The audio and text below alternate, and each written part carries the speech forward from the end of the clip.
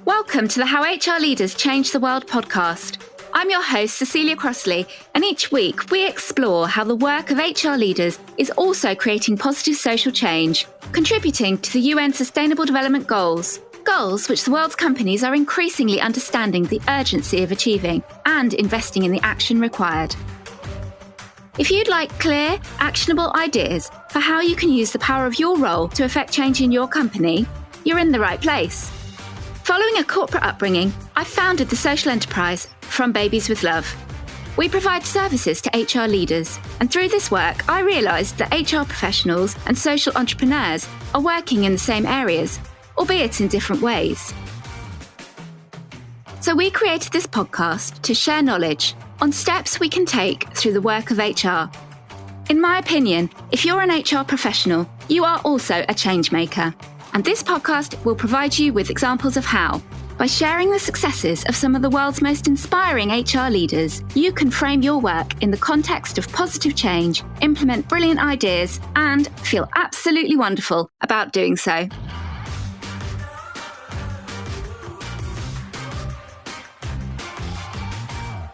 Welcome, Eileen Kiley, to How HR Leaders Change the World. We're absolutely delighted to have you here. I'm so excited to be here as well, especially with you, Cecilia, and all the wonderful work that you're doing. I'm a huge fan and a big supporter, and it's really a delight to be with you today, and just such a thrill to chat with you. So thank you for having me today. I'm just delighted. Oh, thank you. And to very briefly introduce you, you are the CHRO at RMR Group. And for our listeners who aren't in financial services and might not know RMR, you are one of the world's leading alternative asset management companies. And I used to be an auditor in the asset management world. So it's kind of nice for me to reminisce and take me back to the beginning of my career and times I enjoyed. And if I may, Eileen, I'm going to get us straight into our questions. We'll dive right on in to how you see your role in HR and the contribution you're making to positive social change. And the first question we ask is, as an HR leader whose influence creates social change, what do you feel has been your most impactful action to date? I think, I have loved my roles in all of my companies that I've been in, but I especially love the RMR Group, and I'm a senior advisor now there. I was a CHRO. I'm changing into a senior advisor role with the hope of doing some new things over time. But I think for me, the most important thing was to really work with the senior leaders of the firm to support employees in their ability to thrive at all levels in the workplace and outside of the workplace. And I think, we as an organization have had the ability to create an environment where people could do their very best work every day, have an environment that was positive, where they were learning. And I'm a big supporter of learning and education at all points in people's careers, but also one where the benefits supported their families and wellness and their ability to care for one another. Because as we know, in the life cycle of employees, it's a very long life cycle. And, I've been with people where, they were having their children and now they're having grandchildren, right? So you see this whole, thread of life, and there's lots of different challenges within that.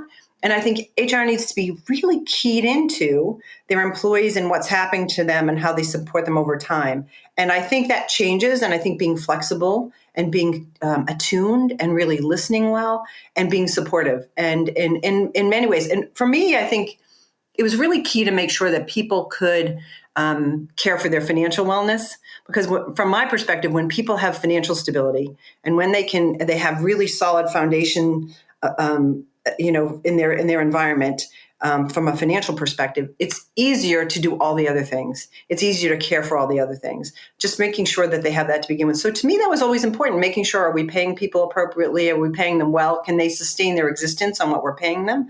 And if we're doing well as a firm, are we sharing with employees so that they can share with families and they can grow and thrive? So that was really always important to me. I think as a woman and as a mother, I always wanted to care for my family and make sure that they had a financial stability in order to be able to grow from there. And I felt that was really important to make sure that employees had the same. Have you noticed any changes from across your career, comparing now to historically, in the approach of equity in pay across diverse groups of people? I think people are getting, I think, the good news about life, as we know it, is that we get better and we get more data and we get more analysis and we get more information, right? So clearly, we've gotten more historical information. Socially, we see much more happening where we need to be much more sensitive and forward thinking. And I think having that opportunity to always assess data, always assess current environment, always assess feedback from employees. I think there are times when we want to look at data and we want to crunch numbers. And I take no aversion to that. I think it's extraordinarily important. But I also think listening to people and their stories and connecting them in a way that's meaningful is also terribly important, because one without the other is imbalanced. So really making sure that you're hearing all sides, all perspectives, all viewpoints, and then moving forward is quite palpable. And I think that's when you get your best results.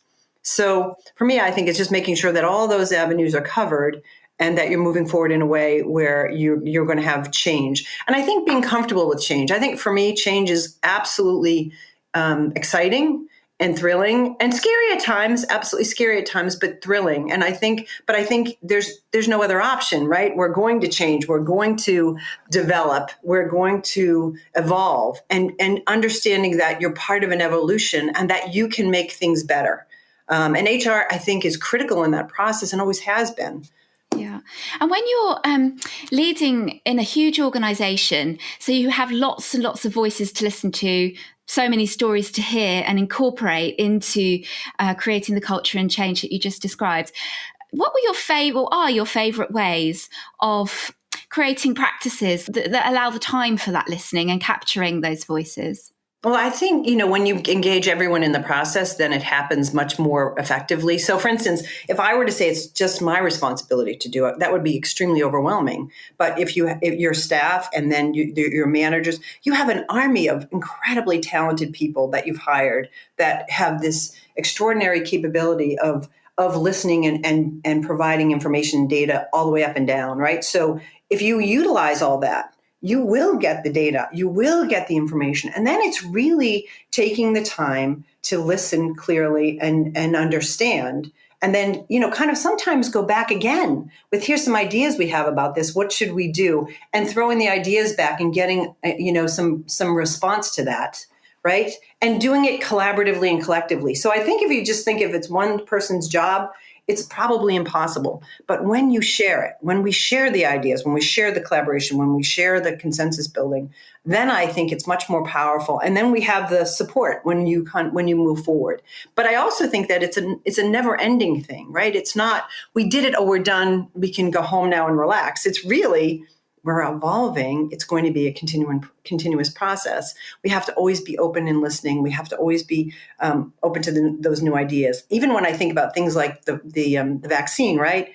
The new vaccine is different from any other vaccine that's really been ever created. So someone had to have a brilliant idea that was a little bit off the beaten path, and someone had to say, let's go with that. And I think those risks, those risks are important to take at times to really understand where progress is going to happen. Yeah, absolutely. And our next question is to think more broadly beyond RMR and into your sector. So in asset management, and what the most exciting opportunity for HR in your sector is to make a positive change in the world. And I was just thinking about that question myself, and because I get excited when I think back to, so 20 years ago, I was auditing in asset management, and there were activist shareholders used to go to AGMs and try and effect change. Well, were successful in effecting change through their right to place a vote for the executive board to act on. And of course, asset managers often have that opportunity as well. And I feel like since those days, so much has changed in the role of asset management in the shares that they hold of companies and the influence they have on corporate strategy. And I just, my LinkedIn feed is full of that kind of behavior that's changed. So I feel really excited about the opportunity the asset management sector has right now to affect change. But back to my question for you, which is, as an HR leader, how do you see your role within that? Or perhaps, in a different aspect, in a way that, is really exciting you for creating positive change? I think, again, the people in this world, I think in this market are very data driven, and they're extremely bright, and they're very caring. Like the CEO that I have worked for 13 years, he is, he's international in his thinking. He's wise. He's bright. He's been in the business, for as long as, since a very, very young age. And I think he's creative, and he thinks broadly about different ideas and the kinds of things that are happening in the world and the market. And so I think for me, when you have someone that has an international scope of thinking, and who looks broadly at all the different challenges in the world, there's so many opportunities. There's so many opportunities in terms of how to make things better on an incremental level, day in and day out. I mean, think about, what's happening with coronavirus, especially in our world, which is a lot of real estate, right?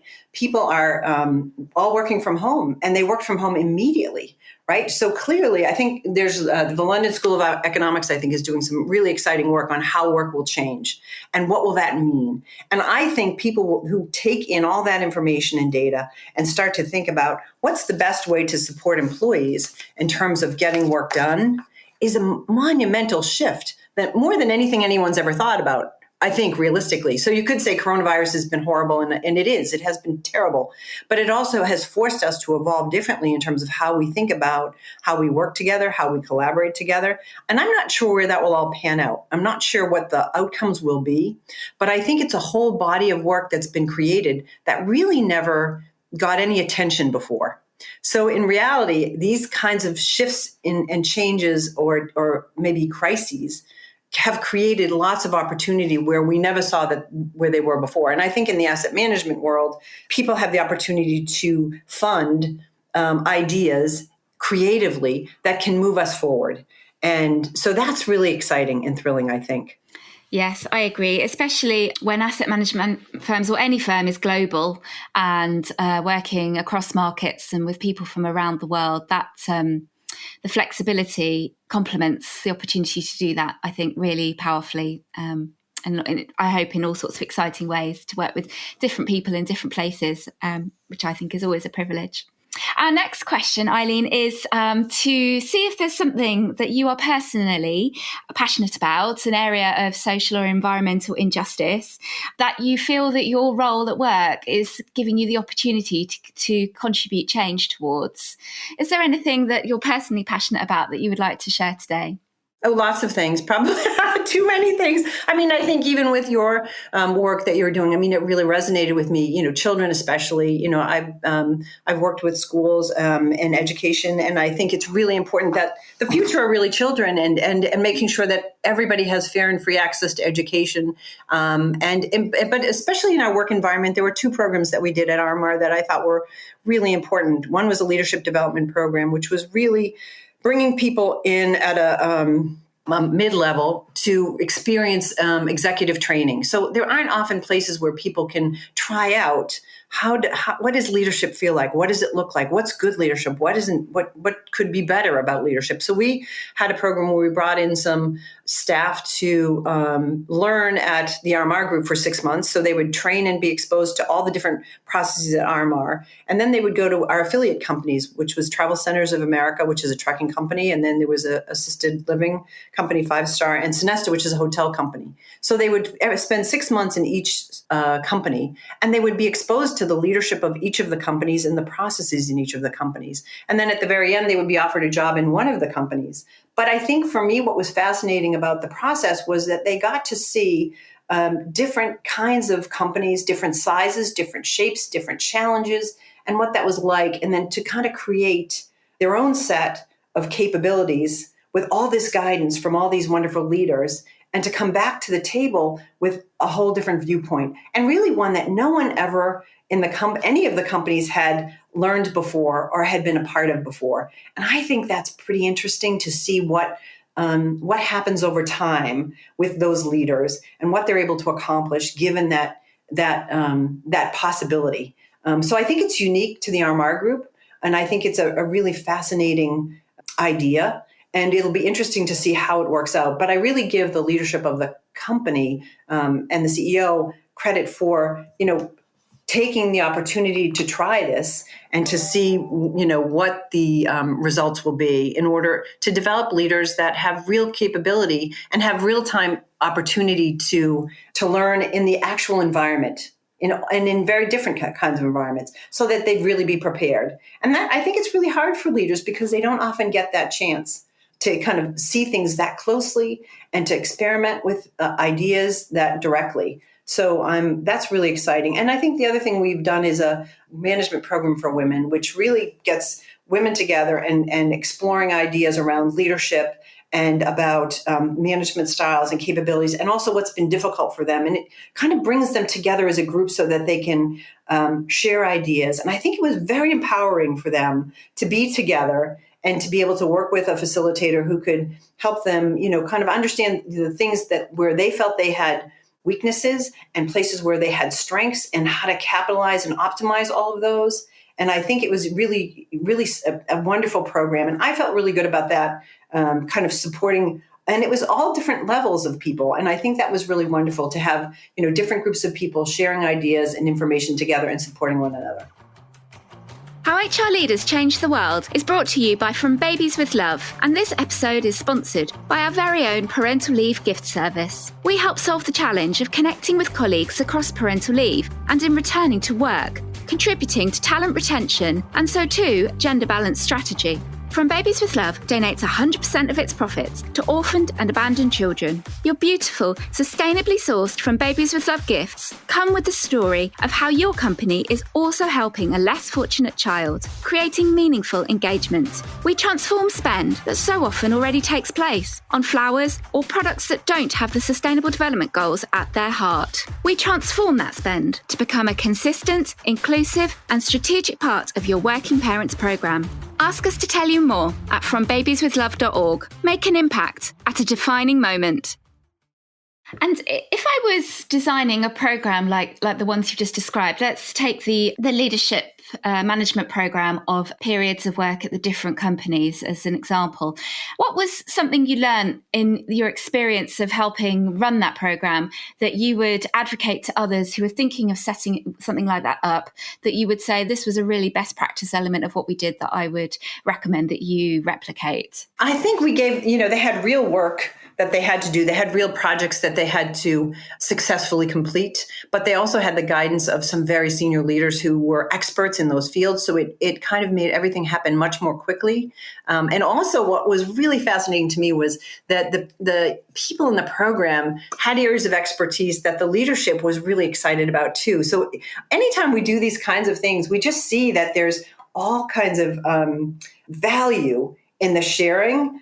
So even though you're a senior leader, if you're working with someone who may be more junior than you, that's coming into the firm with completely different points of view, completely different skills, they can add such incredible value and sometimes make you think differently about how you do what you do. So it's not just one-sided. Everybody's learning and everybody's getting value. And especially when you think about, people, the speed of technology, the change of technology, the speed of kind of how people are communicating and the different communication tools, I think it can be really spectacular to kind of see what happens. And there were some real data experts, young people who are, experts in data, and they really could help us kind of think about how we were utilizing some of our data and make it and optimize it really. So I thought there were just so many exciting possibilities, and there was some wonderful success in it, I think.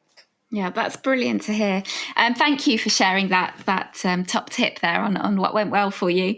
And you started, you were describing also a program that you set up for your female leaders, which links us nicely into question 4, which is about how you've best used your position to bring about a more equitable and inclusive environment at RMR in ways that deliver RMR's business goals.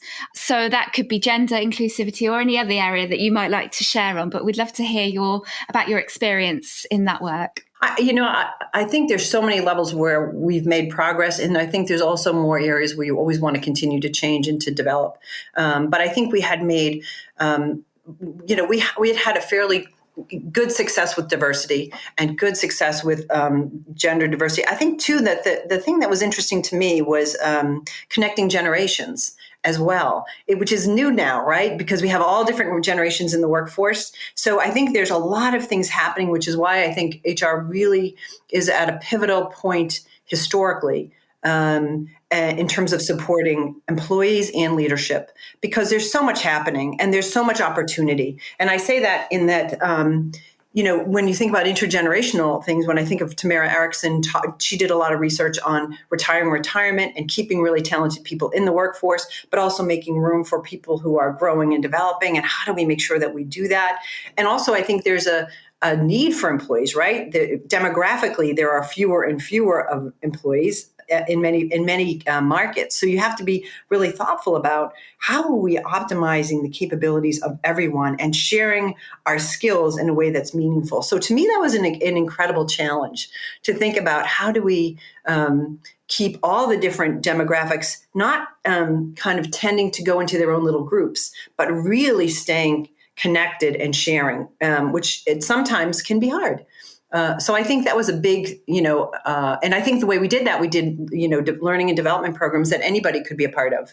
And you'd be surprised. Everybody wants to learn, right? Everybody wants to continue to develop. Nobody sits back, I think, and says, oh, I'm done. So when you have these opportunities for people to share ideas and share learnings together, which we did, we'd have lunch and learns where we'd have speakers come in from major universities or really area experts, and everybody would come and they would have lunch and they would talk about whatever that topic was, whether it was real estate related or management related or and really we tried to get thought leaders to come in to share ideas that were compelling to people. And I think most people want to learn and get energized by that. And then what would happen is the next day or the day after that, there'd be continued discussions around that. And then some people would say, well, I want to explore how that works with my team. And how do I do that better with my group? I see an opportunity here. And then they'd ask for more continued support. And those are the kinds of things where I think that were really useful in terms of what we were trying to do. And then we did some overall things, that were, community related, like Community Service Day, where everybody goes into the community and we would pick different community efforts that they would do. And then we would have, we have a program where everybody can contribute to their favorite, special community organization, and the company would match. So we had places where we were trying to layer on ways of supporting ideas, ways of supporting people. And it didn't have to be just my idea. It would be, you pick the one that's most important to you, and we will support that. And also in terms of some of the learning things, anybody could come up with an idea and share it. Someone could say, I'm really interested in, how we communicate in our team, or I'm really interested in maybe some organizational development ideas. And you could bring that forward, and someone would, we could come up with a program that would support that. So people were very engaged in the process and the ideas that were put forth, I think. Yeah, we do quite a lot of lunch and learns at From Babies with Love. We present, particularly for our clients when they ask us to share about the impact that our partnerships create together, but also more broadly, we present on the topic of social enterprise, topics related to the role of business and society and the opportunity for that role in today's day and age and going forward. And I love doing them, and my colleagues that do them too, they also love it, because you really do see you mentioned about how they can be energizing, and you learn something different, or just think about something different just for half an hour that's away from your to-do list, and how that can spark creativity and different conversations across, all people in the organization are invited. It's not like it doesn't have to be exclusive, and it's not big budget. It's quite easy to implement as something that everyone can get involved in as part of their learning. Inclusive for all, you could say. So we love doing them. Yeah, and what I think is that that sparking the idea also sparked things that you would take back to your desk and go, oh, now I can do this here. And I think anytime people feel like they're broadening their horizons or thinking differently, or it's just so exciting. And I found that we started off and we did the first one, and we had 100 people at the we couldn't fit any more people in the room every single time we did it, which was so fascinating to me. But and people expected a very high level of thinking around that. And I was delighted they expected that. I was delighted that was important to them. I was delighted that that's what they wanted to do and that there was so much enthusiasm for that. And so some of the topics were about inclusion, and some of them were around diversity, and some of the speakers were around some of the things that we don't do well as a company, some of the things that we need to do better. And sometimes that was hard. Sometimes it was hard to think about those things that, you would like to think that you were really good at, but not so much. But again, I think we were always supportive of one another and supportive of, of helping one another move forward. I think the forward movement was so important, always thinking that whatever we do will create forward motion, maybe not immediately, but it would create forward motion so that we could, walk away understanding that we learned and that we were developing, we were evolving, and we were more positive. Yeah. And you know what I've realised, Eileen, is that we present at Lunch and Learns for other people, but we don't actually have Lunch and Learns at From Babies with Love for our team. So there's, as I was just saying, it's easy to implement. It's low budget. I mean, I've got to get that going here as well now, haven't I? So thank you for planting that in my mind. We can help you with that. Yeah. Yeah. Brilliant. So our final question, Eileen, is we like to get really specific and really practical, so that everybody listening can feel that's an action that I can take away from listening to Eileen's thoughts. I love what she said, and now I'm going to go and do this in my work for my company and my work plan, next week or next month or next quarter, whatever it may be. So may I ask, what is the one specific action you would like to see all HR leaders, indeed all HR professionals, take to make a positive change for the world? Well, I think, always thinking about how HR is evolving in this broader scope of the world, right? What we've talked about today, which I think has been so palpable, is really all the social changes that are happening and all the real opportunities that are happening right now. Sometimes they present as problems, right? They present as things that we don't like, but the reality is they're opportunity, right? So really, making sure that you are fully involved in those opportunities and understanding how you can positively impact them. And I think, when I look back at companies and how they think about HR, there are times when HR needs to continue to advocate for itself, because it is, if I think about a chair, right, the chair needs all four stools, right? You need to have to be able to balance everything. You need to have all the different disciplines represented. And there are times when HR isn't represented as fully as it should be, i.e. it may not be on the executive committee, it may not be on boards. And I think there's a real shift happening where HR people, HR professionals are starting to get on boards in terms of providing more guidance for the overall corporate strategy of a company. And I think HR people need to be planning to be on boards, needs to plan to be on executive committees and to provide that strategic thinking, because that's really where the most impactful, there are really impactful moments that can happen there. And I think they're it's really important for them to be there. So I think continuing to think about ourselves as leadership for the firm and an integral piece of leadership for the firm, even when some firms don't have that and don't include that, I think it's something that needs to happen and should happen. And I think HR people need to be prepared for that. Because I think we are all companies talk about how important the culture is and how important the employees are.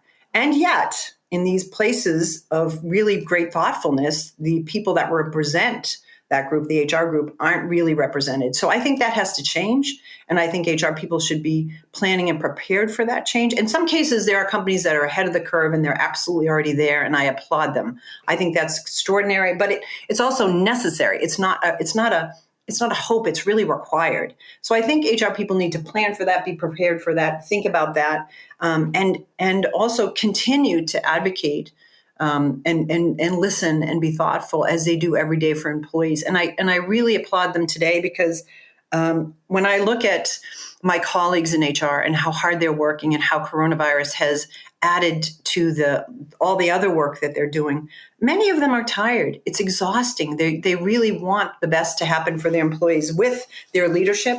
And I think it's just been a very difficult year. So I say thank you to them for all the wonderful work that they've done to date with such a serious and compelling and difficult environment. And I'm hopeful that once we can get past this through all the wonderful things that are happening in medicine and all the great caregivers that are caring for people. I mean, when you look at all that's happening and all the wonderful things that have happened in the middle of this crisis, you can be so hopeful and excited about the wonderful other things we can do once this is passed, right? Think when we have the time and the energy to focus on some of the bigger social changes that we need. When I think about that there has been a vaccine in this incredible amount of time. And when I've listened to these people who have developed these vaccines and how they did it, I am so much more hopeful that we can do better with, creating more diverse environments. I think we can do so much better supporting women. I think we can do so much better ending poverty. I mean, think about these things that have been like lifelong issues that we have more data, more ability to change, and more ability to support because we're getting better at all these things. And we have processes that are faster and moving much more effectively. So I'm hopeful. I'm ever hopeful. And I'm really delighted to have been part of HR my whole life and being part of a group of people that supports all of these important initiatives, but also supports every employee every day and helping them do their very best and have a wonderful life. And I really appreciate today being able to talk about that with you, Cecilia. Thank you so much. Thank you, Eileen. It's absolutely brilliant to hear your optimism because, well, I guess you can tell from the title of this podcast that from an outsider's perspective, in my opinion, the opportunity for HR to do all those things that you described absolutely is there. And the role of HR in being increasingly important and increasingly standing at the table, perhaps even sitting at the executive table, is that change is absolutely coming about. So, I often say that I think HR leaders and social entrepreneurs, we're brothers and sisters not in arms. I don't like the military metaphor, but we're brothers and sisters holding hands, working towards the same goals because we're all caring for people and the planet that all people live in. So we have so much in common. And so it was lovely to hear you describe post-crisis, the opportunity that's there and the seniority and strategic role that's there for all HR professionals to work on and make sure they're a big part of. What a wonderful way to finish our conversation. Thank you so much, Eileen. It's been an absolute pleasure listening to you. Thanks so much. Same here. I hope you enjoyed this episode of How HR Leaders Change the World. Thank you for tuning in. If you have a moment to leave a review, a 5-star one please, that would be a huge help to achieving our goal to reach more of your peers so we can all contribute to further and faster positive change. For your copy of the show notes, head to frombabieswithlove.org, where you can also join the How HR Leaders Change the World mailing list and make sure you don't miss out on future episodes and bonus materials. And for harnessing the power of your role to create positive social change, I'm sending you a jumping up in the air virtual high five. See you next time on How HR Leaders Change the World.